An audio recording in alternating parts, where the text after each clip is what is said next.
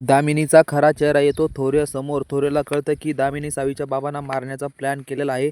तर मित्रांनो, आता सावीच्या बाबाने सावीला फोन केलेला आहे की मला ज्यांनी मारण्याचा प्रयत्न केला तर ते माझ्या डोळ्यासमोर आहे, असं सावीचे बाबा सावीला सांगतात. तर मित्रांनो, दामिनी तिथल्यामध्ये गाडी घेऊन येते आणि सावीच्या बाबाला उडून देते. जेव्हा सावी घटनास्थळी पोहोचते आणि तेव्हा ते रक्ताचा सडा पाहून आपली सावी खाली बेशुद्ध हवेत पडते, बेशुद्ध पडते. त्याच्या बाद थोरी येतो आणि सावीला उठवण्याचा प्रयत्न करतो. जेव्हा थोरी हॉस्पिटलमध्ये डॉक्टरांना जॉब विचारतो तेव्हा ते डॉक्टर पेशंटच्या आजारपणाचे सर्व खापर पेशंटच्या नातेवाईकांना फोडतात.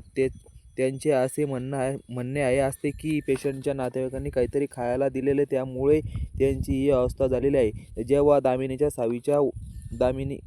दामिनीने सावीच्या वडिलांनी अपघात घडून आणला तेव्हा सावीचे तिथे पोहोचून त्यांना खूप हे झालं. मित्रांनो, आता दामिनीचा चेहरा थोरसमोर आलेला आहे. थोरे आता दामिनीला जॉब विचारतो की तो असं का केलं, का सावीच्या वडिलांना मारण्याचा प्रयत्न केला. तर